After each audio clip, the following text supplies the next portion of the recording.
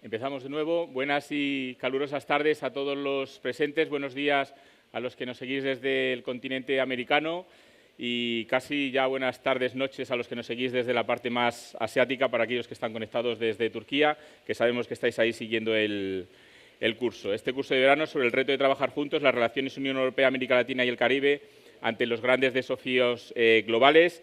Hemos empezado la tarde hablando sobre el marco de las relaciones entre la Unión Europea y América Latina, desde esa visión, latinoamericana que nos ha dado la subsecretaria de Relaciones Exteriores de México, Carmen Moreno, a la cual le agradecemos enormemente haber estado con nosotros. Y vamos a pasar al siguiente panel, que hemos titulado Multilateralismo, autonomía, estrategia y gobernanza ante una nueva crisis mundial.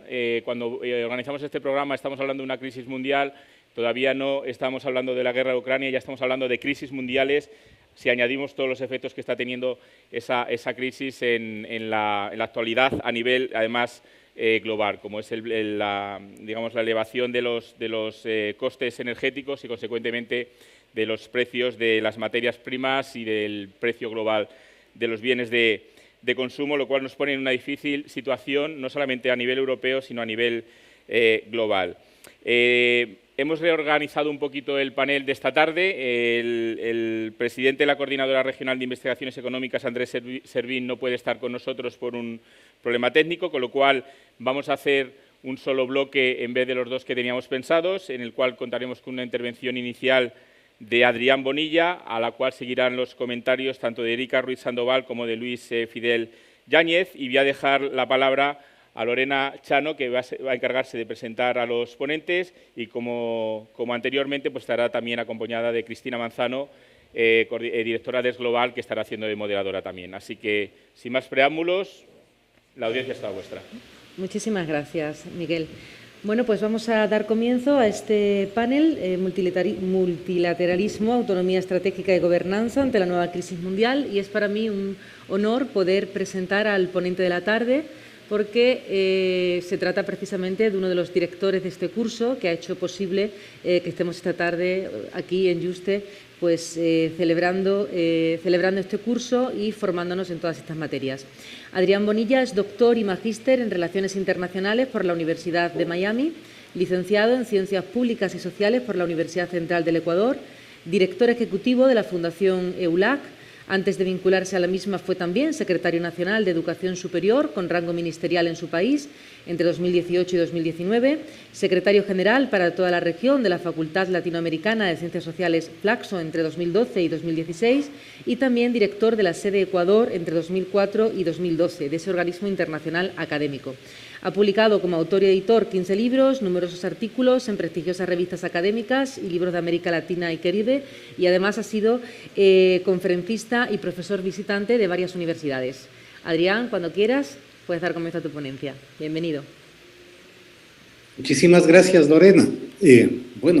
Quiero saludar a las personas que nos están oyendo, a quienes participaron antes haciendo sus presentaciones, y a las estudiantes y los estudiantes de distintas regiones del mundo que están interesadas en los temas sobre los cuales vamos a conversar esta tarde y hemos conversado en estos días. La idea de la conversación que yo quisiera tener con ustedes, quisiera plantear los temas de multilateralismo y de los regionalismos de Europa y América Latina desde la perspectiva de los intereses de los actores centrales de esta relación, que son los estados, tanto aquellos de la Unión Europea, cuanto los que pertenecen a la comunidad de estados de América Latina y el Caribe, ¿no? Y es importante esto porque al plantear la relación birregional históricamente, es decir, desde finales de la primera década de este siglo, la Unión Europea buscaba básicamente la posibilidad de tener una contraparte que tenga en su estructura, en su arquitectura organizativa y en su lógica de intereses características similares a las suyas propias. Sin embargo, y esto es parte de la reflexión que todos deberíamos hacer, el caso de la Unión Europea no se replica en ninguna otra parte del mundo en términos de las lógicas de integración y de la institucionalidad de la misma. y tampoco se replica en América Latina. En América Latina, sobre todo en la primera década de este siglo, tuvimos varias dinámicas políticas de carácter regionalista, es decir, la tendencia, la acción política para crear regiones integradas, pero no llegamos a tener procesos claros de regionalización que permitan, de acuerdo a los estándares clásicos, plantear la idea de que hubo integración regional latinoamericana y del Caribe.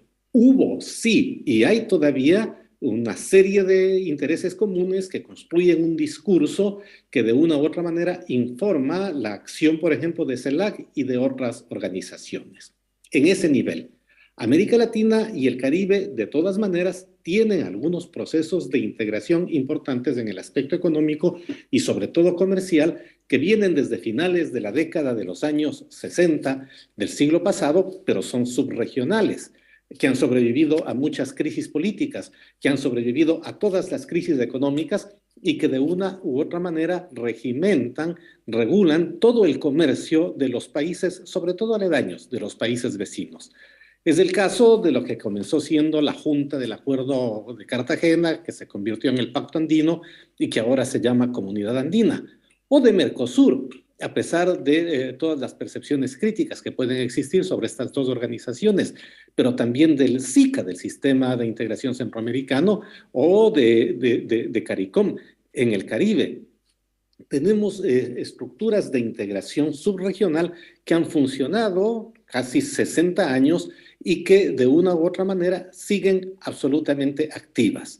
Suponer, ¿no?, que en América Latina, por distintas razones, se va a crear una Unión Europea de la región es una suposición que no tiene una contraparte que se asiente sobre los hechos de la realidad. El regionalismo se levanta sobre intereses comunes, y cierto que hay intereses comunes en América Latina, pero también hay una enorme diversidad.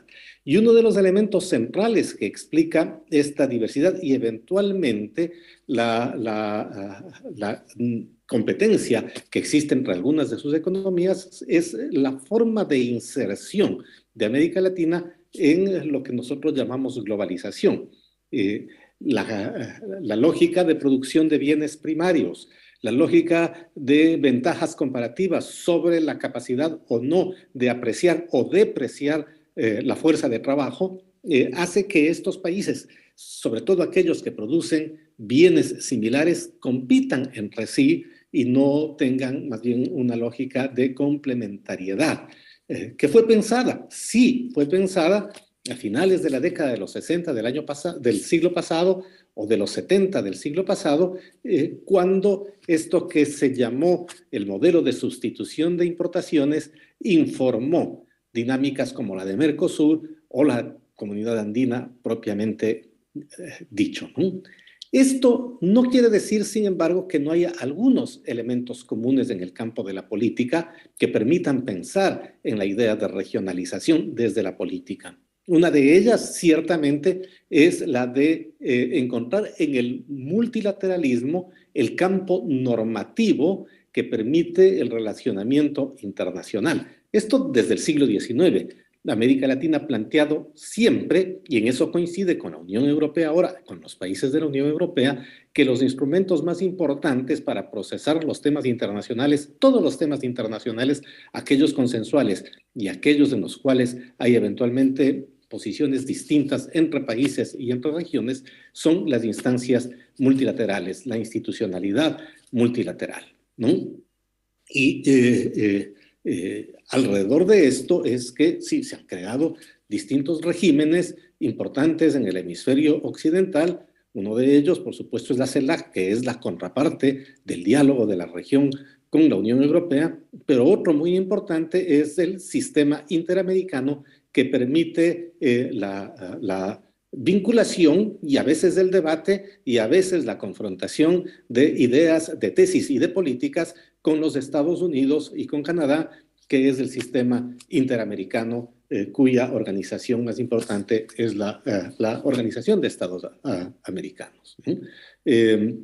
En este sentido, otro elemento que creo que nosotros debemos tomar en cuenta es el hecho de que la región que se integra de la manera descrita en lo que llamamos globalización tiene algunas sensitividades, algunas vulnerabilidades en ese tipo de integración en la economía global, ¿no? Que hace posible o que hizo posible en los últimos años que los ciclos económicos determinen muchas veces las características de los ciclos políticos. A la expansión y al boom de los bienes primarios que hubo en la primera década de este siglo, sobre todo en Sudamérica, vino esta lógica o este proceso de contracción global de la economía que comienza en el año 2008 y que a principios de la década pasada golpea a América Latina y el Caribe y evidentemente, ¿no?, esto produce transformaciones políticas porque la contracción de la economía genera distintos tipos de presupuestos, distintos tipos de políticas sociales, distintos tipos de restricciones que dan como consecuencia una dinámica importante, a veces pendular, en muchos de los países de la región y que afectan sin duda la manera como ellos, ¿no?, asumen las agendas internacionales y la posibilidad o no de complementarse en ellas, ¿no? De tal manera que no podemos explicar, ¿no?, la idea del regionalismo exclusivamente desde la voluntad política de los actores. Tenemos que explicarlo sobre todo desde los intereses que se construyen en un escenario que está condicionado por límites estructurales que tienen que ver con cómo estos países y sus economías se integran en el escenario global. Las finalidades, las metas europeas y latinoamericanas en su relación, sin embargo, se han mantenido constante. Es necesario identificar otro hecho importante, ¿no? El que las relaciones bilaterales, estoy hablando de la relación de Europa con América Latina y el Caribe, normalmente son más visibles y tienen más impacto que aquellas que se construyen, que se visualizan como las relaciones de la Unión Europea con la región. Entonces, si nosotros estamos hablando de inversión en el sistema financiero o telecomunicaciones en América Latina, se está pensando en las relaciones con España. Si estamos hablando de inversiones industriales, por ejemplo, en el campo automotriz, estamos pensando en Alemania. Si estamos hablando de cooperación para el desarrollo, estamos hablando de la cooperación escandinava, ¿no?, o la de los Países Bajos. No se construyen ni las inversiones españolas, ni las inversiones alemanas, ni los aportes latinoamericanos en fuerza de trabajo y también en inversiones a las economías europeas como inversiones regionales, sino como políticas de carácter bilateral. Y esto es uno de los elementos que hay que tomar en cuenta para cuando construyamos la relación discursivamente, la de Europa con América Latina y el Caribe. Ambas regiones están comprometidas con la idea de ayudar a la potenciación y a la consolidación de los instrumentos multilaterales. En términos generales, ambas regiones están comprometidas, hay unanimidad a propósito de aceptar a los objetivos de desarrollo sustentable de Naciones Unidas como objetivos de cada uno de sus países y de sus sociedades. Ambas regiones están comprometidas, al menos documentalmente, al menos en las declaraciones de sus estados, en la idea de recuperación verde después de la pandemia o de asociación digital, ¿no?, de la alianza digital entre las dos regiones. Ambas regiones, y en la última documento de resoluciones de los ministros de Relaciones Exteriores de Berlín en el año 2020, se llamó de Berlín en el año 2020, a pesar de que fue virtual, ambas regiones se comprometieron también en lógicas de igualdad de género. En general, la agenda de Europa, América Latina y el Caribe, la agenda común, se levanta o se focaliza en temas de desarrollo. Y hasta ahora, hasta el momento, vamos a ver si es que esto cambia, y esto es parte de la reflexión a la que nos han invitado en esta tarde, se ha caracterizado porque ni América Latina y el Caribe, ni Europa han planteado esa relación como una relación que sustente una proyección geopolítica de una región en términos globales o hacia otra. Y por eso es que en la construcción de la relación con Europa, por parte de los países latinoamericanos, no existe la imagen de que se trata de una relación de competencia, de rivalidad, ¿no? O de confrontación con los Estados Unidos o con la China, que son los otros dos grandes socios extrarregionales en América Latina y el Caribe. El contexto latinoamericano y del Caribe se caracteriza por su diversidad, se caracteriza por su heterogeneidad. Tiene distintos sistemas de gobierno, tiene distintas formas de comprender cómo se organiza la distribución del poder. Y se ha escrito mucho sobre el tema. Regímenes liberales plantean distintas percepciones, hoy liberales o incluso autoritarios. Pero es una región diversa respecto de los sistemas de gobierno. Y es diversa también en términos de la identificación ideológica de sus fuerzas políticas gobernantes, y además muy dinámica, porque esto cambia constantemente. Es una región que se caracteriza, la relación de sus países con otras regiones, con los países de otras regiones, se caracteriza por su complejidad, y en el caso de los países europeos también por su asimetría, ¿no? Es una región diversa, distinta, heterogénea en términos de los modelos de desarrollo. Casi el 50% del Producto Interno Bruto de los países de América Latina está gestionado por economías abiertas, ¿no? de percepciones liberales sobre el orden internacional, pero un poco más del 50% por economías protegidas. Los modelos de desarrollo son distintos y han persistido independientemente de la propensión ideológica de los gobiernos. Es una región distinta también en términos espaciales porque es muy vasta.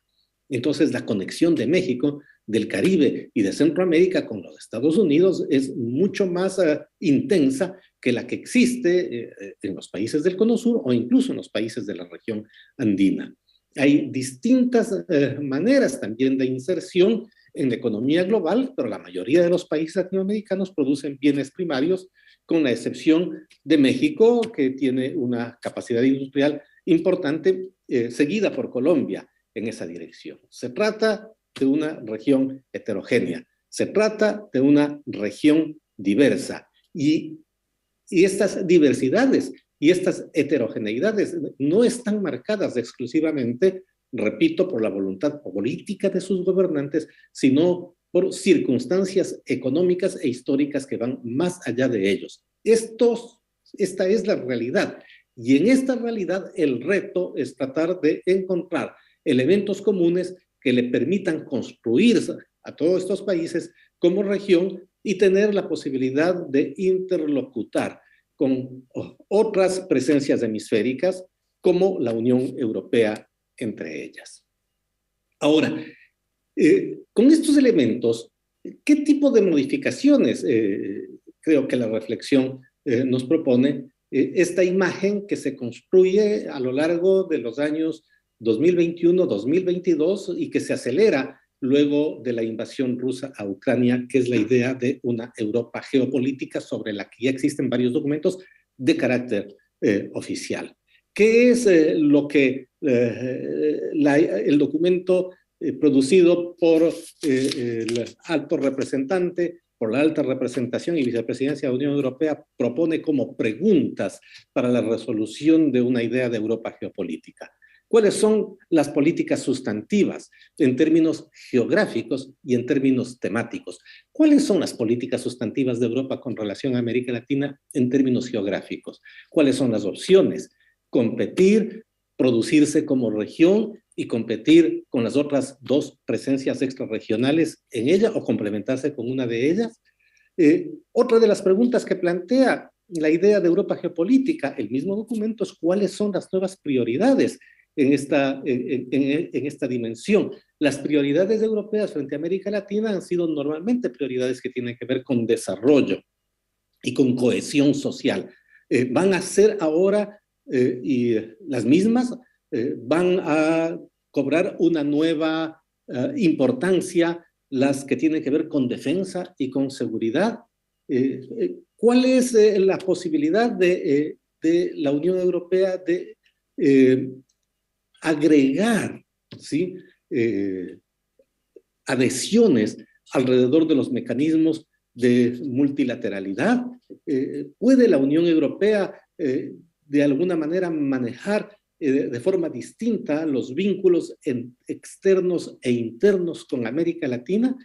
¿Cuáles son las nuevas políticas si es que la imagen de una Europa geopolítica se consolida en el nivel global, ¿no? En la lógica de globalización, en el nivel regional? ¿Qué intereses de carácter geopolítico son aquellos que se proyectan hacia América Latina? Pero también cuál va a ser la recepción de los países de América Latina y del conjunto de la región a una proyección geopolítica de Europa. En esto hay que pensar. Normalmente la región ha resistido, independientemente de la ideología de sus gobernantes, proyecciones de carácter geopolítico que sí se han dado, que naturalmente se dieron durante la Guerra Fría por parte de los Estados Unidos y de la Unión Soviética, donde permanecen las de los Estados Unidos, pero no necesariamente bajo lógicas consensuales. Es distinta la forma de aproximación de China.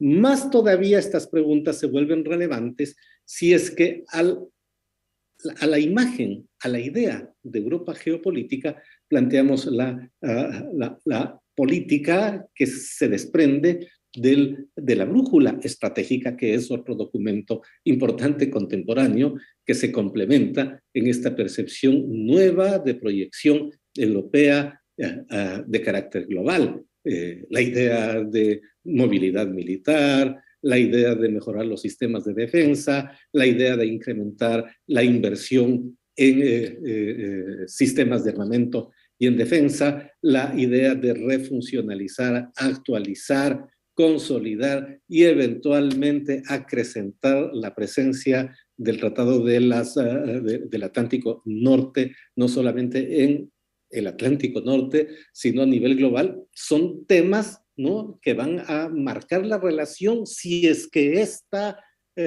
idea, si es que esta percepción, si es que esta política en Europa se llega a consolidar. Porque lo que hemos tenido hasta ahora, ¿no?, el plan de acción entre Europa y América Latina del 2015 hablaba de ciencia, innovación, tecnología, de desarrollo sustentable, de integración regional, de migración, de educación. El único tema de seguridad era el problema mundial de las drogas. Hablaba también de inversión y de seguridad ciudadana. Y el del año 2020 habla de salud global, de los objetivos de desarrollo sustentable, de los efectos del cambio climático, del desarrollo sostenible o recuperación sostenible luego del COVID, de seguridad energética, de la alianza digital, ¿sí? Y de la posibilidad de lanzar un programa espacial conjunto que incluya a los países latinoamericanos. Las agendas, ¿no?, europeas convencionales, tradicionales, vigentes, no han sido contestadas, ni han sido desplazadas, ni han sido confrontadas desde América Latina, porque estos han sido los temas. Hay que preguntarse si la Europa geopolítica finalmente se proyecta en esa dirección, ¿cuál va a ser una respuesta de otras regiones del mundo y particularmente de América Latina, tomando en cuenta los antecedentes de la producción de estrategias nacionales en los países del hemisferio occidental, ¿no? Perdón. América Latina, sin embargo, y Europa tienen proyecciones o posibilidades de proyección global, ¿no? Para Europa y para América Latina es importante porque hay dos socios estratégicos y 3 miembros latinoamericanos del G20, por ejemplo. Chile, Costa Rica, Colombia y México son países de la OSD y están por ingresar o intentan ingresar Argentina, Brasil y Perú. La agenda de América Latina y la de Europa coinciden en los acuerdos de París, en los acuerdos de Tokio, en las políticas de protección de la biodiversidad, con la sola excepción en estos momentos de Brasil. La economía y el comercio entre América Latina es importante y Europa es importante. Europa sigue siendo el principal inversionista en la región, el principal inversionista directo. Se supone que en el año 2020 se invirtieron 688 billones de euros, el 8% del total mundial. En el año 2020, Europa invirtió más que la China en América Latina y por supuesto más que la India, Japón y Rusia combinadas. Es el tercer socio comercial de la región. El comercio entre Europa y América Latina volvió a ser especialmente intenso, volvió a ser muy importante luego de la pandemia. Sigue siendo un elemento central para Europa y para América Latina, la posibilidad de conectarse, ¿no? Ahora bien, ¿qué temas son en estos momentos temas vigentes en esa dirección, ¿no? La transición verde, la transformación digital, el desarrollo de una economía incluyente y sostenible, la idea de cohesión social que fue muy importante en la década de los 90 en la relación birregional, la idea de seguridad y justicia, bueno, y también la idea de democracia. Pero es necesario advertir, ¿no? Es necesario advertir que cualquier encuentro entre Europa, América Latina y el Caribe, en el nivel más alto, en el de jefes de Estado, o en el de ministros de Relaciones Exteriores, dadas las circunstancias actuales de la región, del mundo, las necesidades de Europa, las necesidades de América Latina y el Caribe, va a tener que ser plural. Va a tener que ser plural. Va a tener que ser un encuentro sin condicionalidades. Va a tener que ser un encuentro en donde haya que tolerar disidencias, formas distintas de pensar la política, formas distintas de pensar la economía.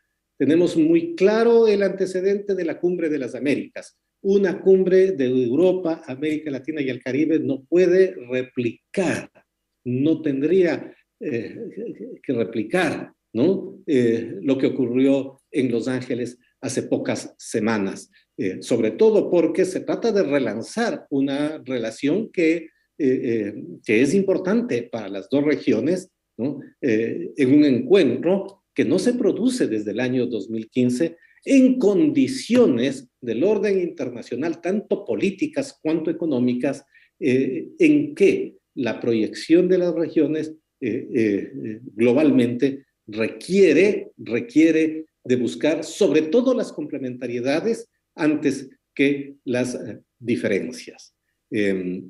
Todos esperamos, ¿no?, que la posibilidad de la cumbre de una u otra manera vaya cuajando. No hay oposiciones en ninguna de las dos regiones a esta idea. La iniciativa es extraordinaria, es buena y obviamente la agenda de la cumbre, para que sea exitosa, va a tener que ser sobre todo propositiva, sobre todo de cooperación y evitar por todos los medios el disenso y la confrontación. Muchas gracias.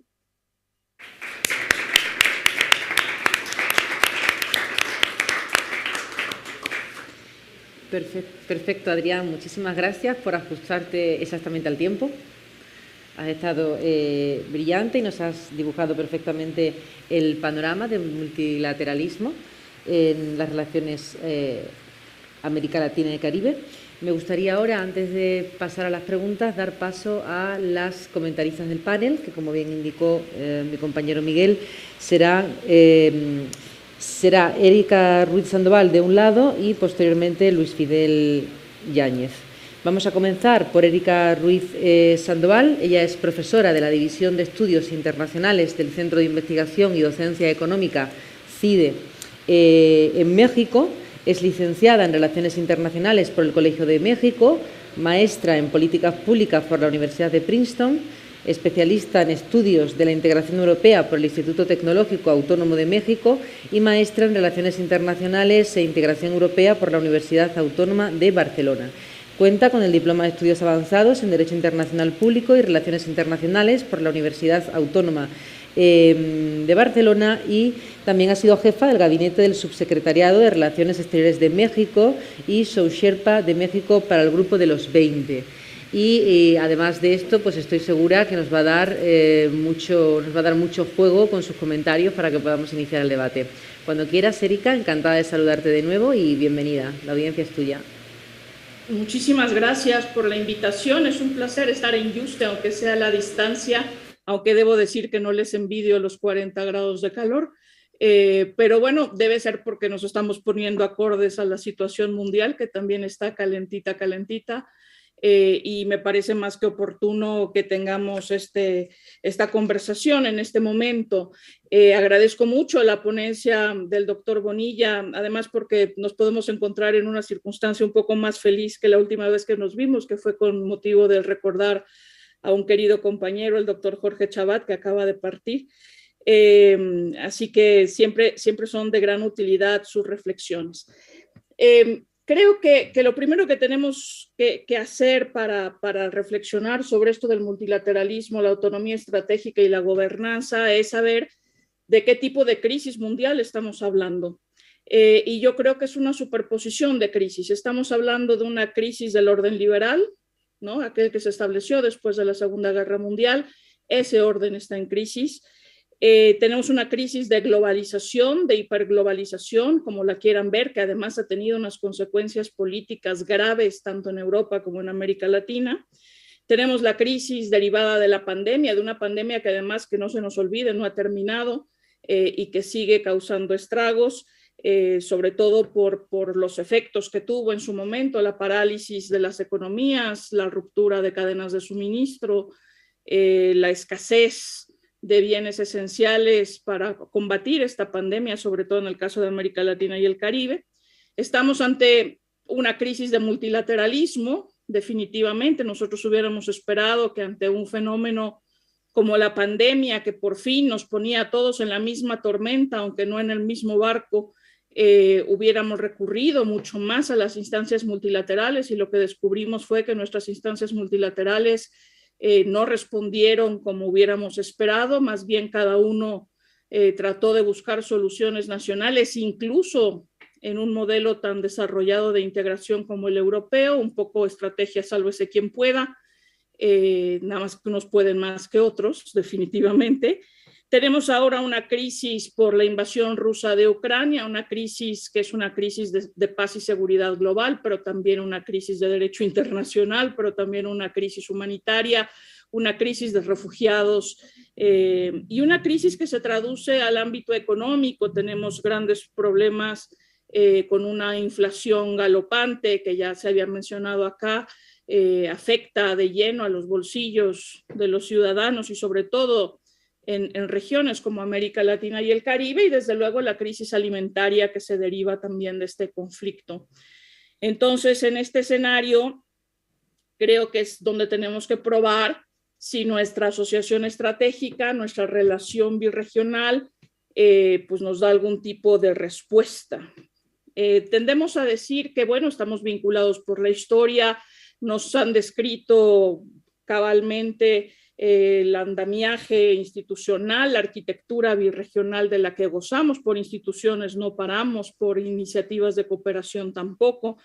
Además, coincidimos en nuestros compromisos internacionales, por ejemplo, con objetivos de desarrollo sostenible en el marco de Agenda 2030, Acuerdo de París, etcétera, etcétera. Pero creo que esta colección de crisis y esta colección de paradojas, ¿no?, que en ningún caso estamos recurriendo a la solución que sería obvia, nos tienen que obligar a ver un poquito más la realidad y no tanto el deber ser, ¿no? Creo que si aterrizamos un poco en nuestra reflexión sobre cómo nos enfrentamos a esta multitud de crisis desde Europa, desde América Latina y el Caribe y de manera conjunta, pues creo que nuestra respuesta es relativamente distinta y a veces pobre. En el caso de Europa, yo sí creo que ha hecho una apuesta fuerte por sobrevivir a estas crisis. Hemos visto en los últimos años, meses, una Europa que está respondiendo con contundencia primero a los efectos de la pandemia con su programa de Next Generation EU, que incluye el Pacto Verde Europeo, etcétera. Es decir, que entienden en dónde están los desafíos y han puesto el dinero ahí para tratar de salir de ellos de mejor manera. Creo que también tenemos una Europa consciente de la necesidad de reactivar y darle vitaminas, si es necesario, al multilateralismo, porque un actor internacional como la Unión Europea, por más que se plantee la autonomía estratégica en el marco de la brújula, etcétera, necesita del multilateralismo por defecto. Y una Europa que está respondiendo también a esta ruptura de su orden de seguridad por la invasión rusa de Ucrania en unidad, con concordancia, con acuerdos, apoyándose también en el marco del G7, llevando una agenda común a G20. O sea, creo que en ese sentido Europa más o menos está intentando dar la imagen de que está unida y de que entiende por dónde van los tiros de esta nueva situación mundial. En el caso de América Latina, yo les diría que el panorama es distinto.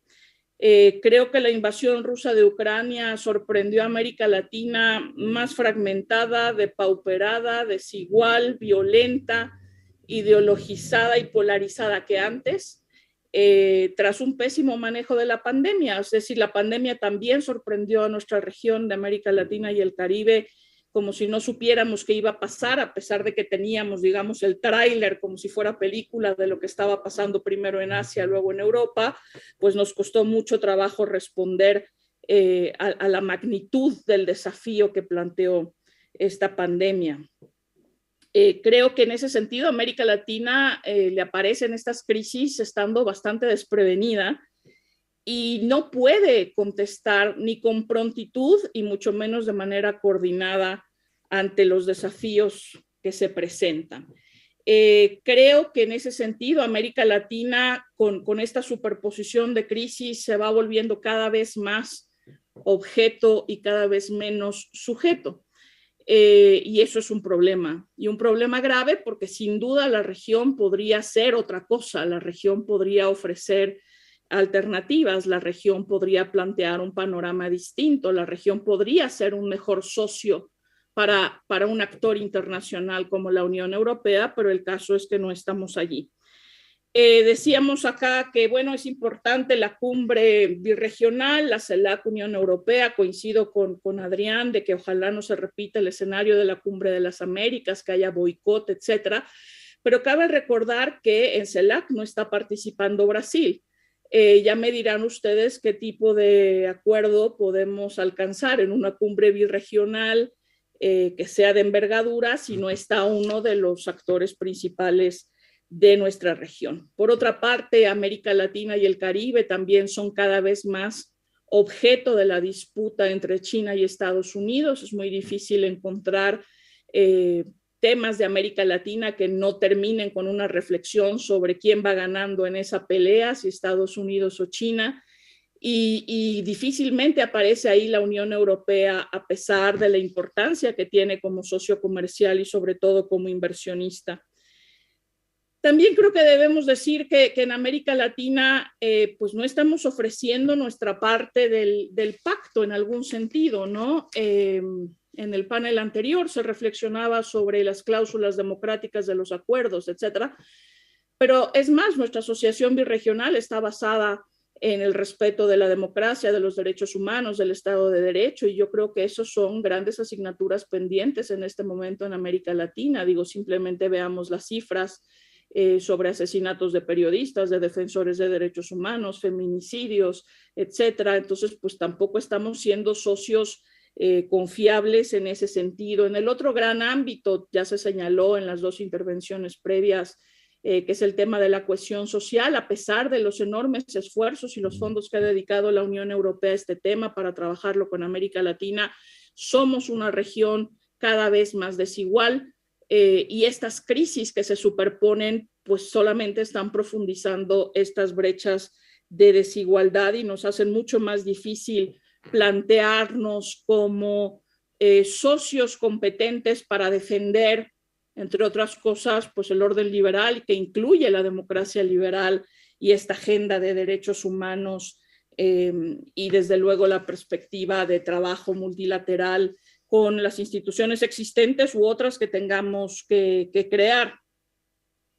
Por eso, pues resulta paradójico, ¿no?, que sigamos hablando de nuestra relación en los mismos términos, como tratando de ocultar mediante la fuerte institucionalización que tenemos, pues los desafíos puntuales que tenemos sobre la mesa y que nos hacen muy difícil responder. Les pongo como ejemplo la reacción de América Latina y el Caribe a la invasión rusa de Ucrania. Creo que vimos posiciones de todo tipo. Desde luego no hay una respuesta coordinada de parte de la región frente a esto, a pesar de que somos una región conocida por nuestras aportaciones al derecho internacional, a la legalidad internacional, al multilateralismo. En ese sentido, pues nos fue muy difícil responder. Tuvimos además voces disonantes entre los liderazgos y los equipos presentes, por ejemplo, en Naciones Unidas, que hicieron esto complicado. Hemos tenido grandes actores, por ejemplo, Brasil y México, tratando de jugar un poco a la neutralidad. Yo creo que las crisis, estas superpuestas que les describí al principio, impiden que cualquier actor internacional en este momento se decante por la neutralidad. Nos vamos a tener que pronunciar, nos tenemos que poner a trabajar, nos tenemos que decantar por una posición definitivamente para poder contribuir a cualquier solución que se pueda plantear. Y creo que el problema para América Latina y cómo puede trabajar con la Unión Europea a partir de este momento va a estar sobre todo en las repercusiones que tenga la crisis económica derivada de esta superposición de la crisis pospandémica por un lado y por otro de la invasión rusa. Según datos de CEPAL, ya nos contará más Luis Fidel, se espera que se dispare la pobreza en casi un 35% en América Latina y el Caribe y que 8 millones de personas caigan en una situación de inseguridad alimentaria por el aumento de los costos de los alimentos y la falta de fertilizantes. En ese sentido, creo que vamos a tener que replantear la manera en la que estamos trabajando. Yo no sé si las urgencias que se están volviendo ya permanentes en América Latina y el Caribe podamos transmitirle a la Unión Europea que pues las tenemos que atender si queremos hacer cualquier otro tipo de discusión. Y finalmente cerraría con un comentario sobre nuestra afinidad en términos o nuestra posibilidad de estar en la misma página en términos de ideas, en términos de propuestas. Y creo que ahí tendríamos que revisar la influencia que han tenido los medios rusos, particularmente Russia Today y Sputnik en América Latina y el Caribe, que es donde más se visualizan estas dos fuentes de información en español, pues son muy consultadas por los latinoamericanos. Eso no lo tiene ni France 24, ni la Deutsche Welle, ni nadie, ni EFE, ni ninguna otra agencia del lado de la Unión Europea, y eso también habría que considerarlo. Entonces yo, a ver, pues a lo mejor pongo una nota aquí perturbadora, pero creo que tenemos que ver nuestras realidades y sobre esas realidades tratar de construir. Gracias.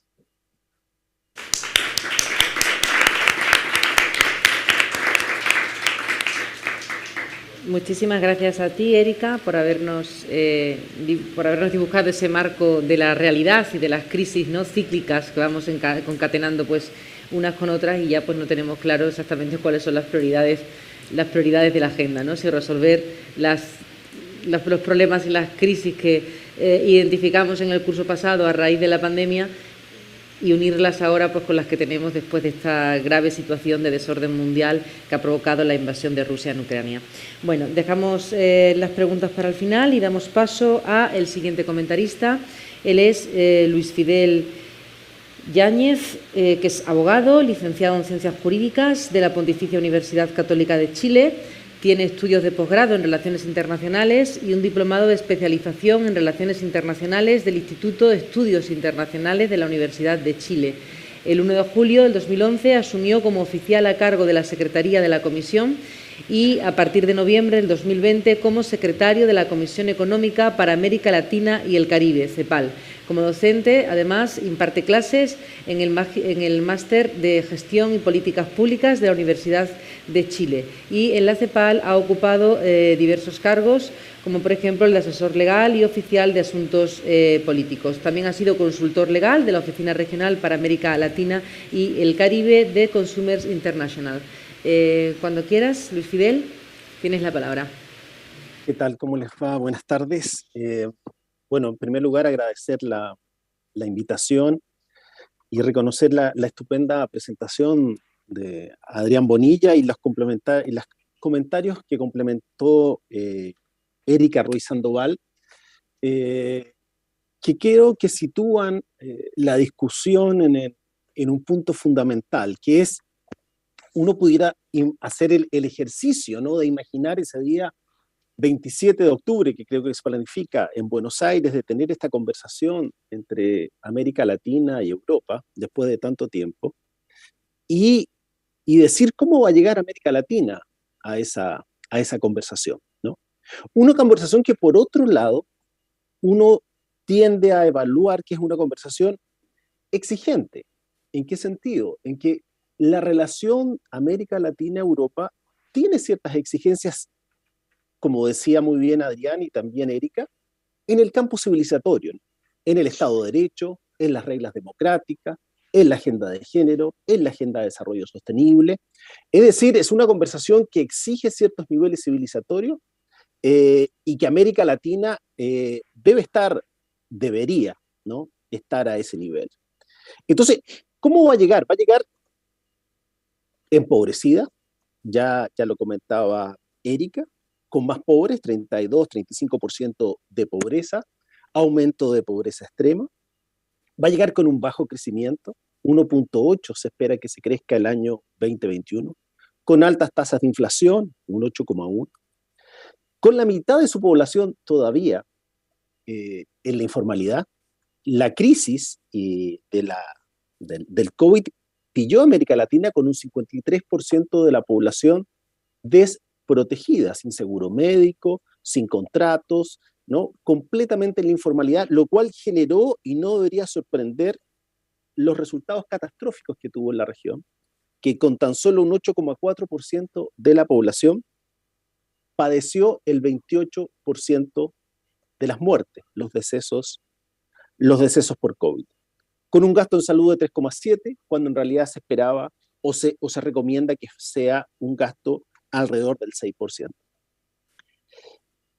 Esta es una realidad muy compleja y que, muy bien como lo decían los panelistas anteriores, es una crisis económica que se superpone todavía a los efectos de la crisis financiera del 2007-2008, a la salida del COVID y ahora a la guerra en Ucrania, que ha generado profundas dificultades y que va a seguir aumentando estas dificultades.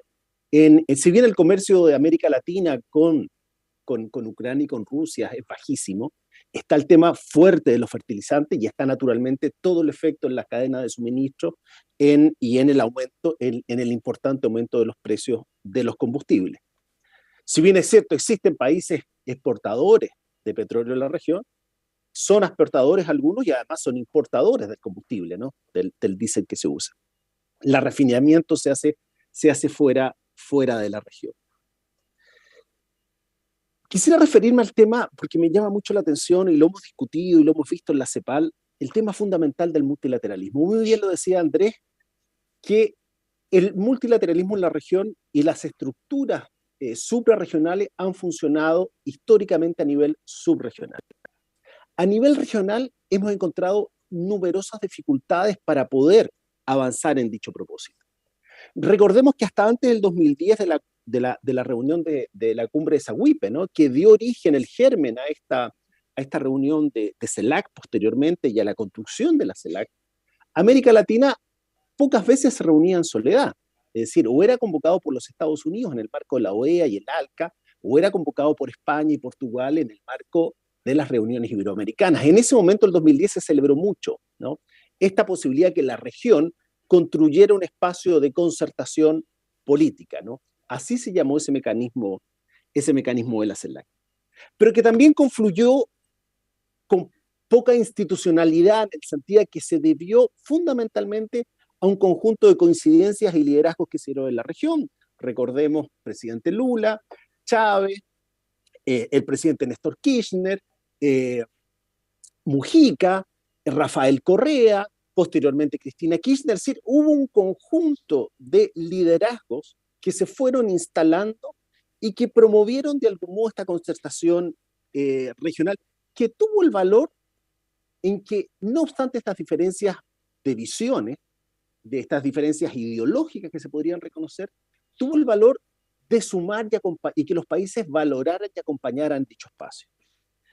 Es importante recordar que en Santiago de Chile, el año 2013, la presidencia de Chile transfiere sin dificultad alguna, con la presidencia del presidente Piñera, la presidencia de la CELAC a Cuba, con la presidencia de Raúl Castro, con Raúl Castro en Santiago de Chile, en el momento en que en paralelo se realizaba la reunión CELAC-Unión Europea.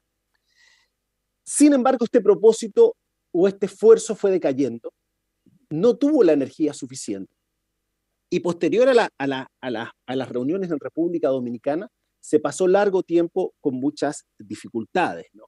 Finalmente México, el año pasado, tomó y revitalizó el espacio de la CELAC y lo fue proyectando, ¿no?, a una presidencia que ahora ha tomado Argentina.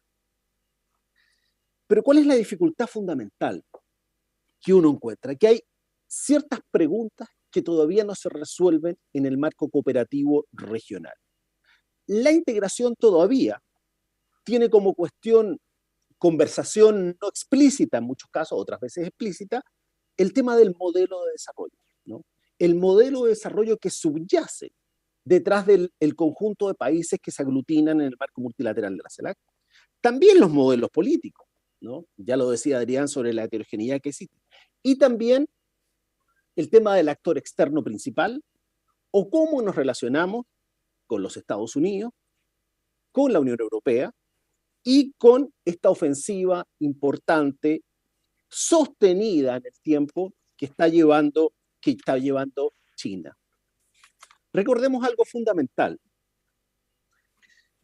China, con el 22% de la población, cuenta solo con el 7% de tierras cultivables y con el 6% de recursos hídricos.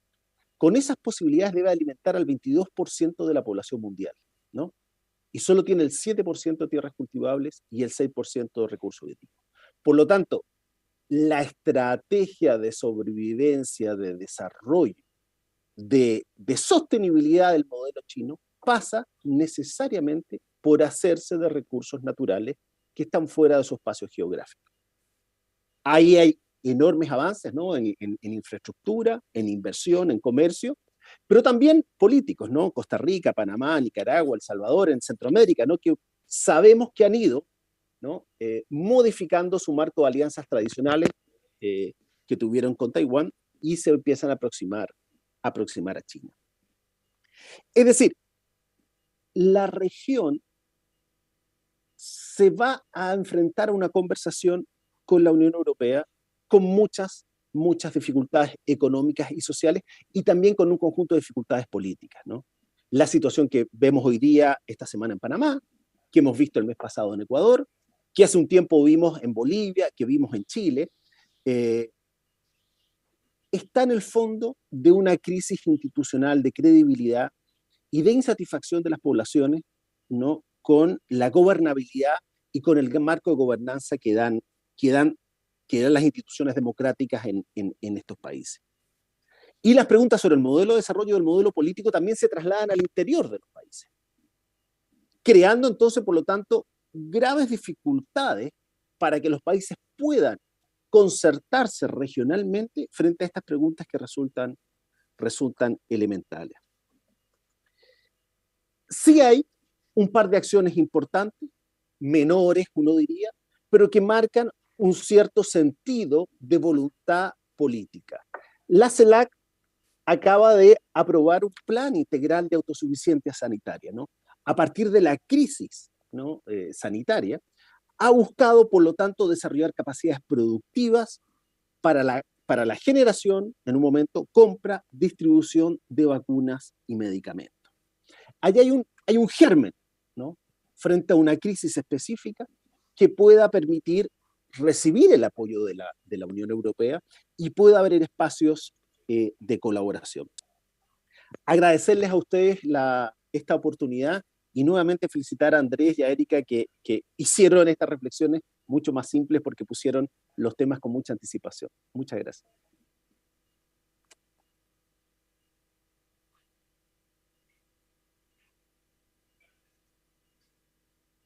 Por compartir conocimiento e impresiones con nosotros. Antes de dar paso a las preguntas, quisiera yo también añadir un breve comentario y de alguna manera actuar como abogado del diablo con una pregunta.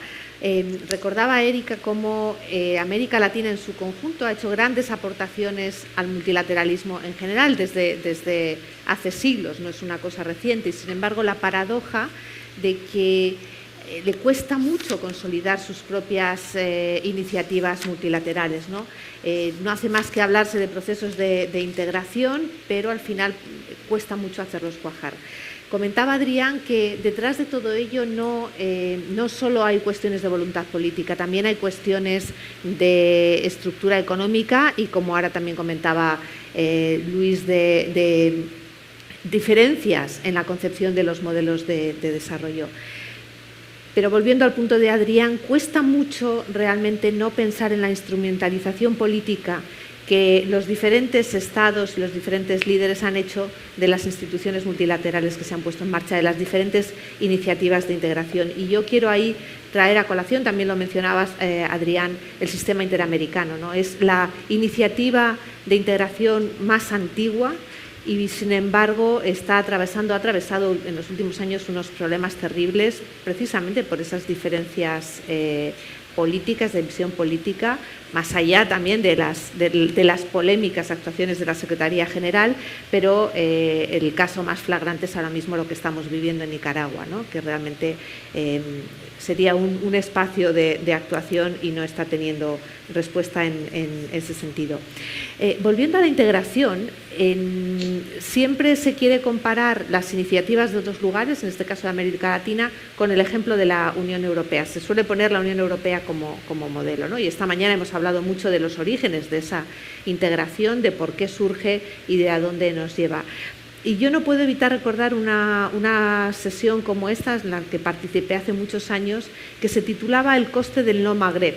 Y era un análisis muy exhaustivo de hacia dónde podrían ir los países del Magreb si lograran avanzar en su integración.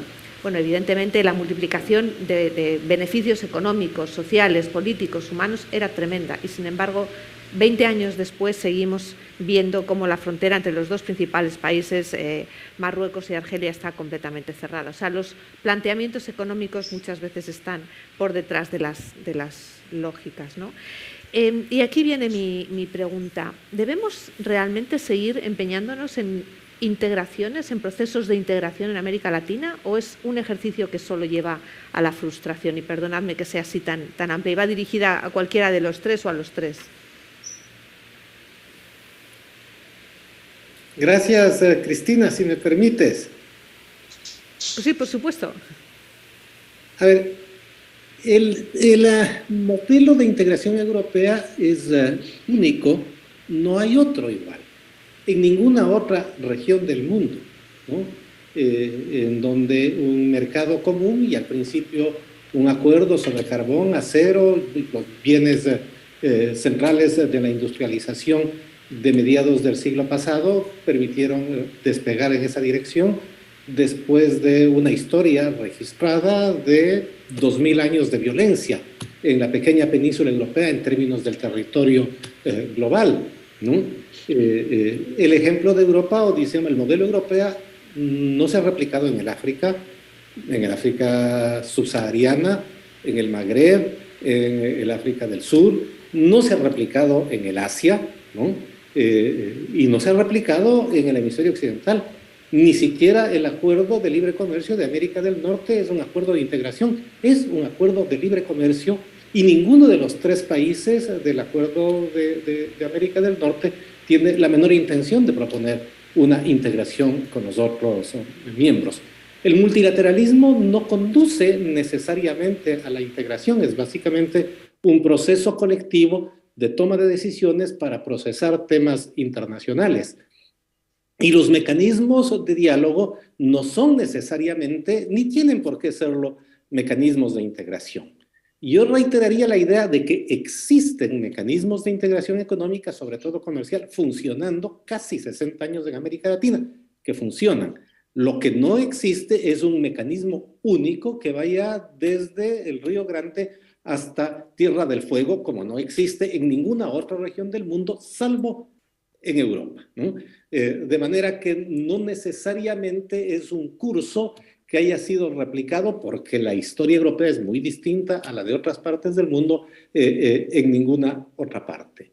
En cuanto a los antecedentes de CELAC, acordémonos nosotros que lo que tenemos, lo que le da vida a CELAC, es una instancia previa de diálogo político que es el Grupo de Río, que nace a partir del Grupo de Contadora como consecuencia de la preocupación latinoamericana sobre las guerras civiles en Centroamérica, que en el contexto de la Guerra Fría no pudieron ser resueltas por negociaciones entre las partes de la Guerra Fría y por los actores de la Guerra Fría, y se construye una instancia propiamente latinoamericana. Y al final, cuando es sustituido por la CELAC, el Grupo de Río tenía 24 países miembros y a ellos se agrega el Caribe angloparlante. Pero ni la CELAC, ni el Grupo de Río, ni la OEA, ¿sí?, se plantean como sistemas de integración, ¿no? En un caso se trata de un régimen político, el sistema interamericano tiene instrumentos financieros, el BID tiene instrumentos de desarrollo, tiene instrumentos también de defensa y seguridad, pero no es planteada, nunca se planteó el sistema interamericano como un elemento de integración. Entonces, tal vez nos ayude mejor conceptualizar la idea de integración, que se supone implica la articulación de economías o de políticas exteriores en donde los países se subordinan a instancias supranacionales en términos de la toma de decisiones, y hay pues, unas reglas que regulan esa toma de decisiones. La CELAC no es planteada, sí, puede ser una base para ir en esa dirección, pero no es planteada como un mecanismo de integración, sino como un mecanismo de diálogo político, de acuerdo, de consenso. Y la integración de América Latina volvería ahí a insistir y a refugiarme en el saludable estructuralismo de la CEPAL, por ejemplo, para plantear que en las lógicas de articulación de las economías latinoamericanas a la globalización, que las vuelven con países que compiten entre sí y que no son complementarios entre sí, la posibilidad de plantearse un mecanismo de integración económica que dé como resultado integración política no es necesariamente una posibilidad de corto plazo en este momento. Pero la CELAC existe, ¿no? Efectivamente, Brasil no es que está fuera, Brasil suspendió su participación por las particularidades del régimen político o del gobierno brasileño en estos momentos, pero están todos, están los de derecha, están los de centro, están los de izquierda, y yo no encuentro que haya un mejor interlocutor para un diálogo birregional que la CELAC en el caso de la Unión Europea. No hay otra. O sea, la CELAC más Brasil, habrá que encontrar algún mecanismo, suponiendo que Brasil no se reintegre, esperando la resolución de su propio escenario electoral que será resuelto a finales de este año. Esa sería como la idea, Cristina, a propósito de la sugerente pregunta que nos planteaste. No sé si Erika, Luis, ¿queréis añadir algo o pasamos, si no, a las preguntas de la audiencia? Yo sí quisiera agregar algo. A ver, creo que a América Latina le gusta la idea de la integración en el discurso, ¿no? Es igual que hablamos de la hermandad latinoamericana, que no sabemos si nace del amor al trío Los Panchos o de alguna otra cosa, pero que ya en el terreno cuesta mucho más armarla. América Latina sigue teniendo problemas para una integración profunda tipo la Unión Europea, que coincido plenamente con Adrián, es imposible de replicar en otras latitudes, porque tendrían que compartir soberanía con instituciones supranacionales para que fuera eficaz. Cualquier otro proceso pues no es integración profunda y no permitiría conseguir los niveles de bienestar que consiguió la Unión Europea, que yo creo que eso es lo que los latinoamericanos ven como atractivo del proceso de integración. Conseguir eso, tener suficiente para vivir, tener trabajo decente, tener instituciones que funcionen, tener Estado de Derecho, democracia, valores compartidos de verdad, ¿no? Entonces creo que América Latina sigue teniendo la herida histórica profunda del tema de la soberanía, que sigue siendo nuestra principal conquista histórica, no hay otra, no hay nada que supere al haberse vuelto repúblicas independientes, y en ese sentido nos cuesta mucho pensar esto. Lo que es raro ahora es esta conversación, y el presidente mexicano ha insistido mucho en ella, en que hagamos una integración tipo la Unión Europea, lo dice con frecuencia, y otros mandatarios latinoamericanos lo secundan, pero ahí estamos pensando incluir también a Estados Unidos y Canadá, cosa que sería también un tema para 200 seminarios como estos, de si eso sería posible. Evidentemente no, pensaría yo, justo por lo que ya decía Adrián, América del Norte no es un proceso de integración, es un tratado de libre comercio y poco más, no tiene instituciones para empezar, pero también es una apuesta a pensar si la América Latina integrada en el mundo que se avecina, o lo que parece perfilarse en lo que ha llevado a Europa a pensarse en términos geopolíticos, etcétera, etcétera, si América Latina, incluso integrada, podría tener un peso sustantivo en el escenario internacional. Yo creo que por eso se abre a decir, bueno, con Estados Unidos y Canadá a lo mejor, entonces una integración americana completa. Pero bueno, evidentemente estamos muy lejos de eso. Coincidir... Y ahí, bueno, pues lo que planteaba Cristina, el coste del no Magreb, pues claro que podríamos hacer un estudio del coste de la no América Latina Caribe integrado, ¿no? Si a lo mejor si lo ponemos en términos económicos nos damos cuenta de lo que perdemos, pero también hay que partir de esta realidad que tocaba Adrián en su ponencia. Nos hemos integrado de manera distinta a la globalización. Hemos hecho apuestas muy diversas y también lo decía Luis, seguimos debatiendo el modelo de desarrollo. Ahora que tenemos que mirar otros modelos no occidentales, que esa es otra cosa a la que América Latina y el Caribe son propensos, nos gusta buscar modelos, recetas, como si con eso pudiéramos resolver el problema de manera relativamente fácil, pero no es así porque cada uno parte de circunstancias distintas. Bueno, pues ahora reflexionamos sobre el modelo chino, por ejemplo, de inserción en la globalización, y también nos damos cuenta de que pues, también tomaron una ruta distinta que igual hubiera sido posible para nuestros países, pero no se nos ocurrió. Nosotros apostamos por consenso de Washington, apertura, etcétera, etcétera, en la mayoría de los casos, y eso fue lo que pasó. Finalmente diría, coincido con Adrián, pues ¿qué otro interlocutor que la CELAC para hablar con la Unión Europea? Nada más que tenemos que partir del entendimiento, y sobre todo por parte de la Unión Europea, de que CELAC no habla con una sola voz. Eso es así, y no lo va a hacer, justo por lo que decía Adrián, no es un proceso de integración. Es un mecanismo de coordinación política, es un mecanismo a veces litúrgico, a veces se activa, a veces no, etcétera, pero digamos no nos permite hablar con una sola voz latinoamericana y caribeña que nos dé solidez para presentar posiciones comunes frente a un actor de la envergadura de la Unión Europea, como tampoco nos lo permite hacer frente a China, que es con el otro con el que tenemos un diálogo, CELAC-China. Entonces eso hay que partir de eso. A veces cuando Europa mira a América Latina, y quizás por todo lo que ha invertido en tratar de fomentar procesos de integración regional, porque considera que vistos con un telescopio somos la región más parecida, insisto, telescopio, microscopio no funcionaría. Insisten que en América Latina sería posible, y si lo vemos otra vez en términos abstractos, oiga, compartimos lengua, cultura, historia, etcétera, ¿cómo es posible que no nos salgan bien los procesos de integración? Bueno, pues porque no ocurren en el microondas. Tenemos otros obstáculos para lograrlo, pero quizás por esa nostalgia Europa insiste en que América Latina podría ser su contraparte, su reflejo, su imagen del espejo, y eso no lo vamos a hacer. En ese sentido no somos un socio de diseño, somos lo que hay, esto es lo que somos, y con esto Ahora sí que el lema que yo me puse desde que llegó Trump a la presidencia es: con estos bueyes hay que arar, y así hay que hacerlo. Es decir, veamos nuestras realidades y no nuestras posibilidades ficticias que no se concretan. Muchas gracias, Luis. No sé si quieres añadir algo. Muy brevemente, sí, me cuelgo de lo que, nuevamente, de lo que dijo Adrián y Erika. Hay falta de institucionalidad en el término, como punto fundamental de la falta de integración, ¿no?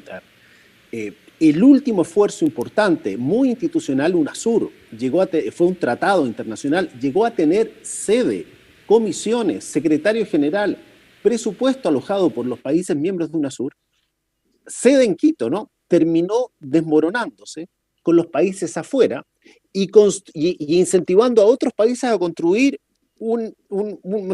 le escuchaba en una conferencia a Andrés Servín la idea de un regionalismo light, no líquido, ¿no? A lo Bauman, a la Alianza Pacífica, Prosur, Grupo de Lima, que aparecen y desaparecen, ¿no?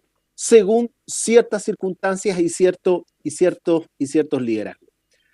CELAC es lo que hay con las dificultades que tiene. Recordemos que en la conversación CELAC-China, China puso sobre la mesa una cuantiosa cantidad de recursos que no tenía cómo. Recuerdo las discusiones, y fueron en Quito, sobre la presidencia de Ecuador, sobre cómo los recursos que ponía China se podían distribuir y qué mecanismo podía tomar la CELAC para dar, había becas, inversión, qué sé, era imposible. No había cómo que un conjunto de países, la Troika y la CELAC, administrara recursos de cooperación, muy soft, pero aún así no se podía. Entonces, es un punto fundamental, y sí, y la ausencia de Brasil es un punto, es el elefante es el no elefante en la reunión, si es que no hay, esa suspensión es muy importante. No se han retirado una suspensión, pero es una ausencia que dice muchísimo. Gracias. Gracias. No sé si hay alguna pregunta entre el público que tenemos aquí o entre el público que tenemos en línea. Pues en línea nos estaba llegando algo que estoy intentando descargar porque me han mandado un pantallazo de parte de YouTube. Lo que pasa que no consigo, a ver si cambiando de red, y os lo hago llegar. Parece que ya entra. Vamos a ver. Ahí parece que está algo animado. Nada, simplemente el pantallazo que me envían es de alguna manera felicitando por las intervenciones, que han estado muy atentos, y un tal Rolando que dice cómo ha sido la posición de América Latina y el Caribe ante China o Rusia en esta etapa. Es la única pregunta que de alguna manera se plantea en el chat de YouTube. No sé si es una pregunta que ya de alguna manera sí, se ha abordado y además sí. Es tan amplia la etapa, pero creo que más o menos ya se ha tocado, ¿no? las dos partes. Efectivamente. Y luego felicitaciones que hay a las diferentes intervenciones por parte de la gente que nos está siguiendo a través de redes sociales. Pues si no hay preguntas, trasladamos esas felicitaciones a los tres ponentes. Muchísimas gracias. Aquí tenemos una pregunta al fondo. Ay, perdón, no la habíamos visto. No la veíamos. Perdona. Buenas tardes, gracias por tu buena... Mi pregunta va para la doctora Carmen. Doctora Carmen, ¿está todo bien? La doctora Carmen... Carmen Said. La primera. Entonces, los participantes. En la exposición anterior nos hablaban de las ODS como una necesidad de considerar en esta parte de las interrelaciones entre Europa y América. Yo quería saber si ustedes conocían de alguna experiencia que se está implementando y que me cuenten un poquito, porque es un tema que me apasiona, el ver cómo ahora se está tratando de, a través de las ODS, integrar Europa y América Latina. Especialmente en dos, uno que es equidad de género y otro que es inclusión. Os traslado la pregunta. No conozco yo ninguna iniciativa concreta que trate de integrar. Los ODS son una línea de trabajo, hasta donde sé, una línea de trabajo universal, por eso los enunció Naciones Unidas, y sí hay proyectos específicos de cooperación en ambos casos, entre las dos regiones o entre organizaciones de ambas regiones, pero no sé si hay, Adrián, Erika, Luis, alguna cosa específica que queráis, por favor, apuntar. Tal vez es solamente que los ODS son efectivamente un telón de fondo o un cimiento de todas las declaraciones y documentos conjuntos de altas autoridades de América Latina, Europa y el Caribe. Sobre eso hay consenso y ellos informan las resoluciones específicas. Sobre los dos temas que preocupan a la persona que pregunta, hay también, además de proyectos muy concretos, en todas las declaraciones se insiste de carácter birregional en la idea de la equidad de género. Varios países latinoamericanos y algunos europeos plantean incluso la lógica de políticas exteriores feministas, pero digamos, es parte de esto. Y otro elemento importante es que la idea de cohesión social que vuelve al escenario para, de una manera u otra, atravesar el conjunto de la agenda birregional, ¿no? Claro, es el resultado, ya nos lo decía Erika y también nos lo dijo Luis, de las crisis que se inician, ¿no? En el año 2008 y que continúan hasta el presente por distintas causas y por distintas formas. Tenemos una pregunta que nos llega también a través de la plataforma de los alumnos que están registrados en el curso. Pregunta Andrés Gascón Maldonado si es la aquiescencia a China o una mayor relación bilateral una barrera al regionalismo.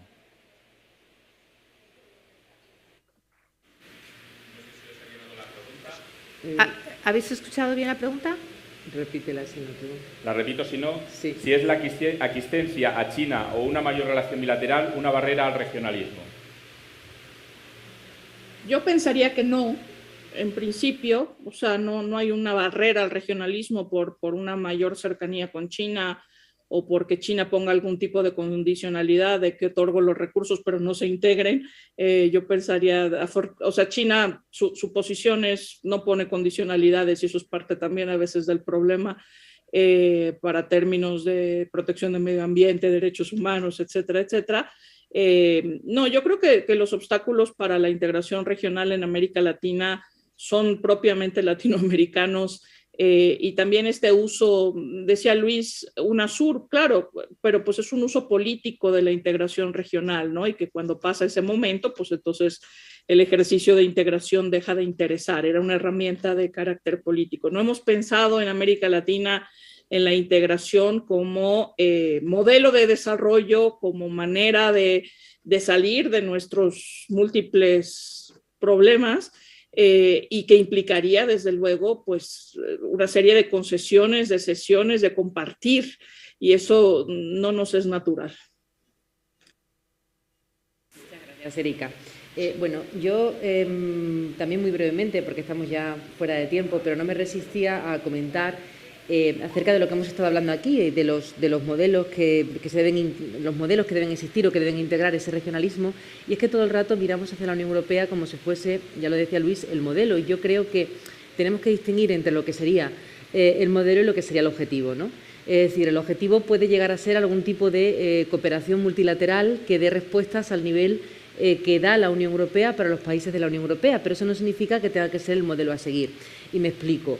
Ha comentado tanto Erika como Adrián han comentado pues las diversidades que hay sobre el territorio en América Latina. Es decir, hemos hablado pues de inequidades, de falta de institucionalización en algunos territorios, de diversidad, de heterogeneidad a nivel pues de seguridad, a nivel incluso de pues de tráfico, de contrabando, de seguridad, de recursos económicos, de explotación, de masificación de ciudades. Entonces yo creo que ese multilateralismo pasa precisamente por poder desarrollar esos propios modelos en función de la propia realidad social que se vive en el territorio. Y en ese sentido creo que es fundamental que los países latinoamericanos de alguna manera eleven su voz en esa cooperación multilateral para ser actores, porque efectivamente con tanta concatenación de crisis sí que podemos llegar a lo que comentaba Erika, es decir, a que sean un objeto de aplicación de modelos que no son los que verdaderamente necesita el territorio, los que verdaderamente necesitan las regiones latinoamericanas y lo que verdaderamente necesita América Latina y Caribe, ¿no?, para poder cooperar. Entonces, en este sentido, para cerrar, me gustaría simplemente pues trasladaros esta pequeña reflexión y preguntaros ¿hacia dónde debe ir el multilateralismo de América Latina y Caribe y sus relaciones con la Unión Europea? Es decir, ¿cuáles son los objetivos prioritarios que deberían marcar esa agenda? ¿Han cambiado respecto del curso pasado que hablábamos de la crisis, de la pandemia y de cómo salir de la grave situación que nos había dejado la pandemia? ¿Ha cambiado, esos objetivos han cambiado mucho ahora con la nueva situación que nos encontramos por la invasión rusa en Ucrania, o seguimos teniendo los mismos objetivos? Y me refiero ya incluso al margen de aquellos sobre los cuales hay consenso, como puede ser pues, la igualdad de género y la inclusión, ¿no? Que es algo que efectivamente hay consenso porque es algo que todo el mundo quiere, pero que tampoco se sabe muy bien cómo lograr. Esa sería mi pregunta. Muchísimas gracias a los tres.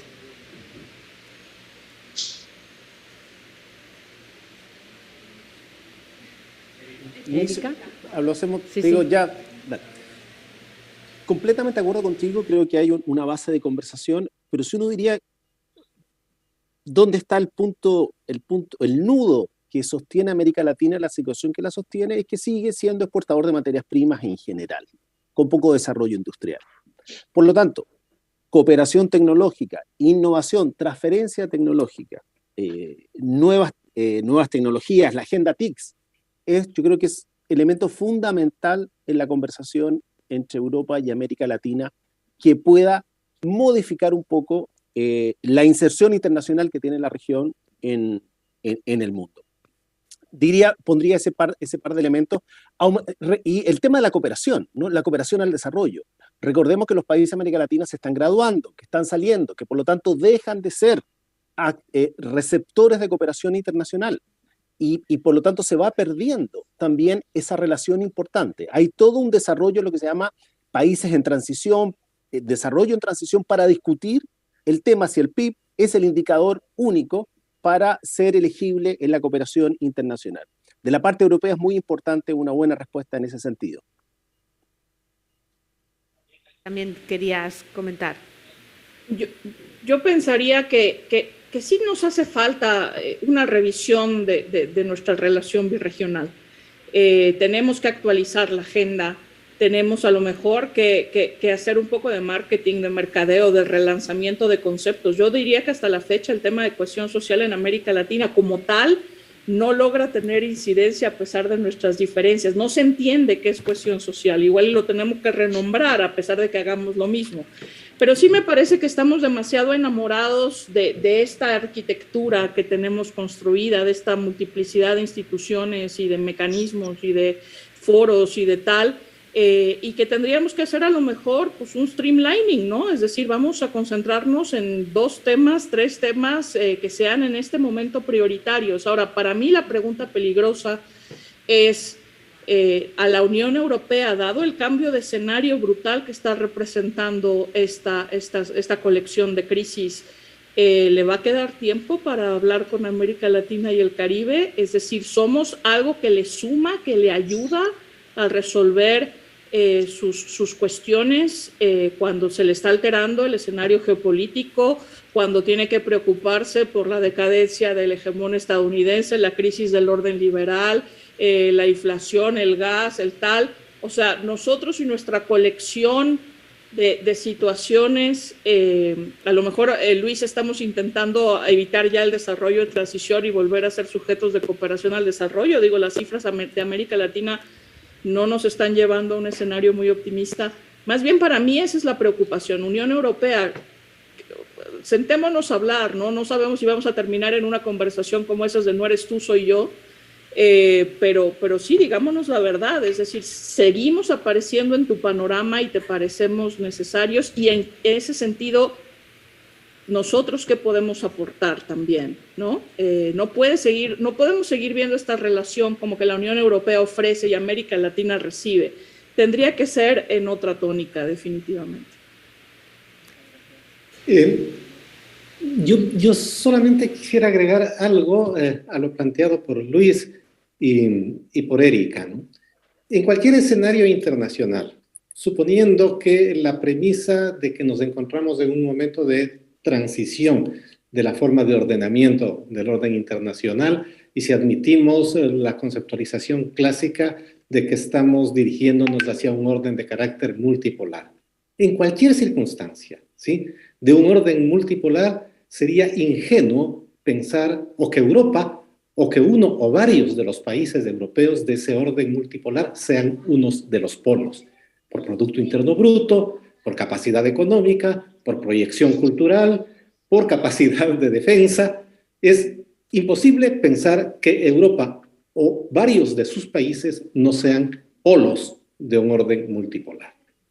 Si esto fuese así, en esta forma convencional de pensar la realidad internacional, obviamente es interés de Europa y es interés de América Latina mantener la relación en esa dirección, como es interés de los Estados Unidos sustentarse en el hemisferio occidental y como es también interés de China proyectarse teniendo la capacidad económica hacia la región. Esto es así.